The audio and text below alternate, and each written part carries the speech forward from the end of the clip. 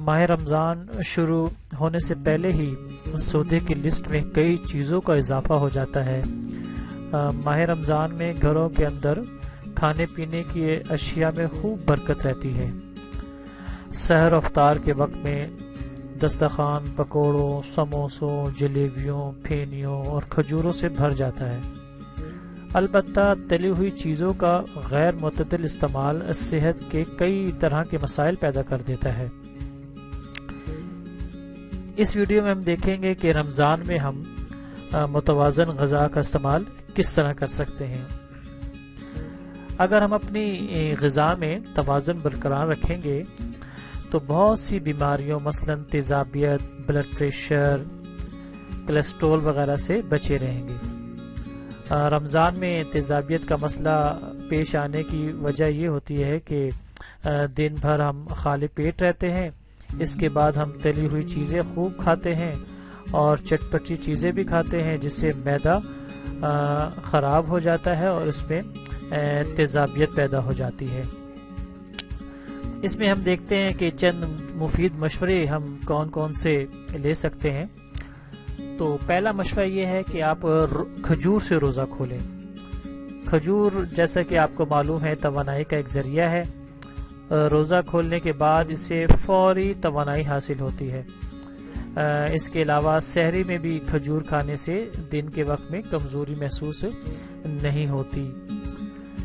اچھا، دوسرا مشورہ یہ ہے کہ آپ آلو چھلکے سمیت کھائیے۔ چھلکوں سمیت ابلے ہوئے یا بیک کیے ہوئے آلو کا استعمال کریں۔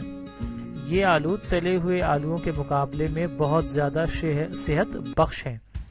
اگر آپ انہیں سحری میں کھائیں تو کولیسٹرول کم کرنے میں بھی مدد ملے گی۔ بیک کیے ہوئے آلو کھانے سے دن بھر میں بھوک کا احساس بھی نہیں ہوگا اور چکنے اور تلے ہوئے کھانوں کے بجائے یہ کھانا صحت کے لیے نہایت ہی عمدہ ہے۔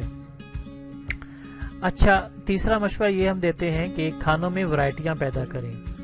جی، مختلف قسم کے کھانے کھائیں، جس طرح تلے ہوئے اور چکنے کھانے آپ کو معلوم ہے طبیعت میں بھاری پن پیدا کرتے ہیں، جس سے طبیعت میں سستی پیدا ہوتی ہے۔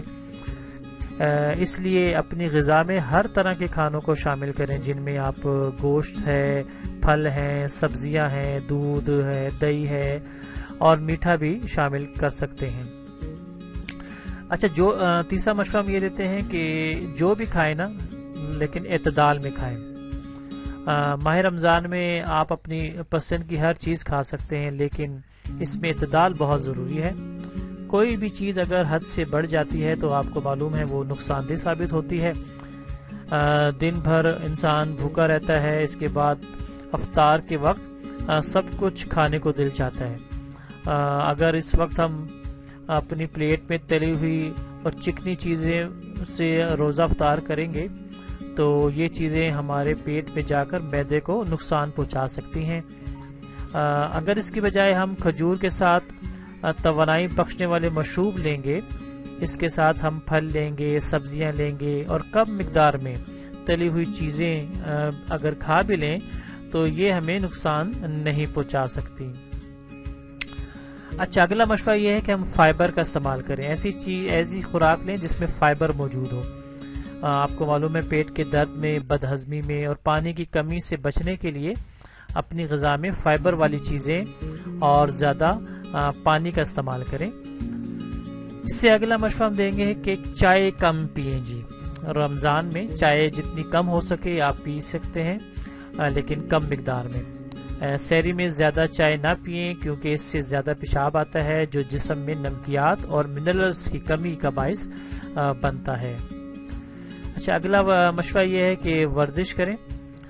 مشکل تو ہے رمضان میں، بہت مشکل ہو جاتی ہے، لیکن کوشش کریں کہ ورزش کریں۔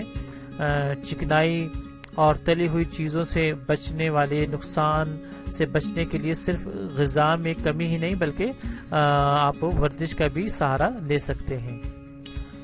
اچھا، سحری نہ چھوڑیں۔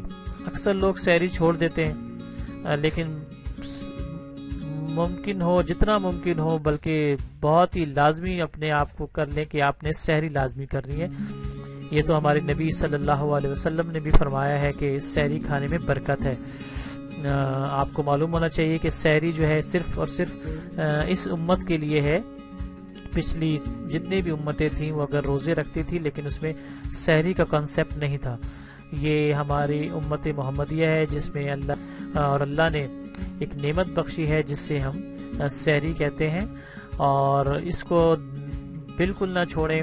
اکثر لوگ افطاری میں خوب سیر ہو کر کھاتے ہیں اور پھر اس کے نقصان سے بچنے کے لیے سحری چھوڑ دیتے ہیں، جس کی وجہ سے سارا دن سستی اور کمزوری محسوس ہوتی ہے.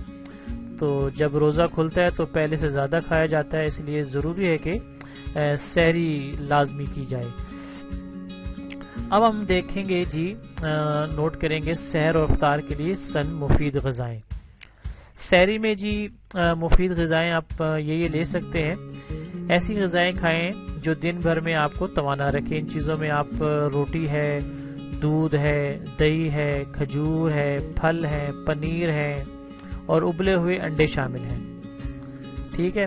اچھا، افطار میں آپ یہ لے سکتے ہیں، افطار میں چاول لے سکتے ہیں، چکن کا سالن لے سکتے ہیں، سبزیاں، پھل، روسٹ کی ہوئی چکن یا آلو، مچھلی، کھجور اور توانائی بخش مشروب کا استعمال کر سکتے ہیں.